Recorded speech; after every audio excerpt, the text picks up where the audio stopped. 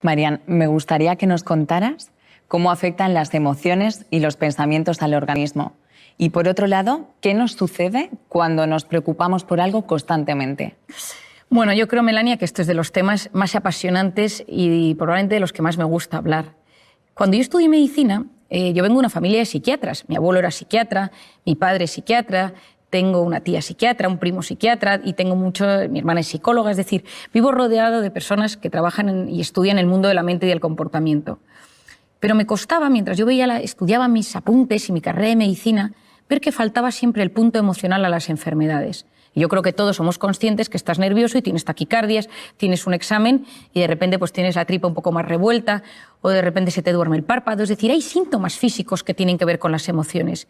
Pero ¿dónde estaba el núcleo? ¿Dónde se unía la mente y el cuerpo? Y empecé a leer, empecé a investigar, empecé a tratar muchísimos pacientes y llegué como a una conclusión fácil de explicar y didáctica para que todo el mundo, allá donde esté, en cualquier parte del mundo, lo pueda entender y aplicar a su propia vida. Imagínate, Melania, tú y yo estamos aquí y de repente empiezan aquí a sonar las alarmas y alguien grita fuego. Automáticamente tú y yo nos levantamos y nos ponemos nerviosas y empieza a latirnos el corazón. ¿Por qué? Porque esa señal de alerta, de amenaza, ha activado un lugar en nuestro cerebro, el hipotálamo, que lanza una señal a las glándulas suprarrenales y se activan dos hormonas, la adrenalina, conocida por todos, y el cortisol. Y automáticamente, ¿qué sucede? Que mi cerebro busca mecanismos de supervivencia, que son la lucha y la huida. Y empezamos con taquicardia, corazón me late, para llevar la sangre a los tejidos y poder luchar o correr, que es lo que hace falta. Luego empieza la taquipnea, que es esa necesidad de meter más oxígeno en el cuerpo para que mis músculos y mis células tengan más oxígeno y poder luchar. La glucosa se moviliza, las grasas se empiezan a movilizar y en este momento yo ya no puedo razonar porque estoy en un momento de alerta y la corteza prefrontal, que es la que se encarga de reflexionar, de pensar, de buscar soluciones a los problemas, de repente ya no me deja pensar tan bien. Es como que me pierdo el hilo de lo que te estoy contando. El hipocampo, que es la zona de los recuerdos y donde almacenamos los datos, es hipersensible al cortisol y por lo tanto nos falla la memoria y tenemos como lagunas en lo que queremos hablar. Ese pico de cortisol va a tardar varias horas en volver a su estado original. ¿Por qué es esto tan importante, Mel? Porque ese estado de cortisol que se eleva, ese estado de cortisol va a cambiar nuestro organismo. El cortisol es una hormona cíclica. Por las noches es baja y tiene que ser bajita para que yo pueda dormir y a lo largo de la noche sube hasta las 8 de la mañana, más o menos, que tiene su pico más alto.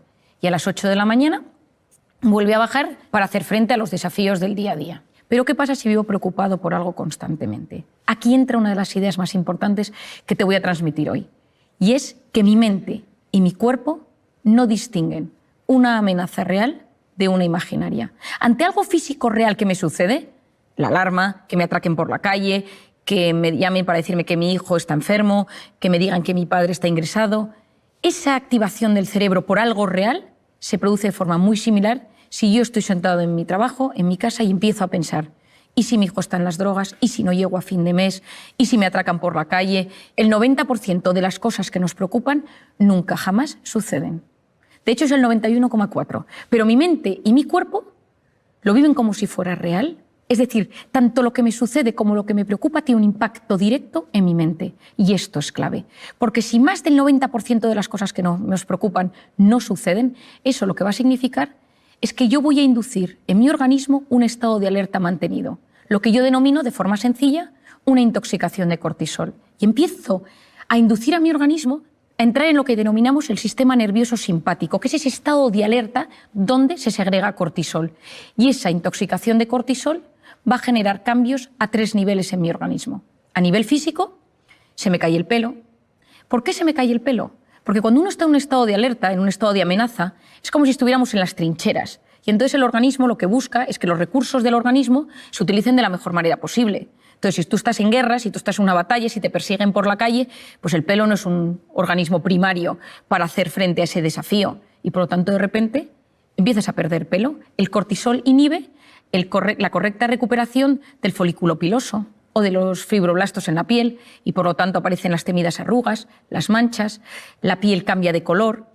Por otro lado, empiezas a sentir sensación de opresión en el pecho constante, falta de aire, te cuesta respirar, tienes problemas a nivel gastrointestinal, que ahora explicaré con más detalle.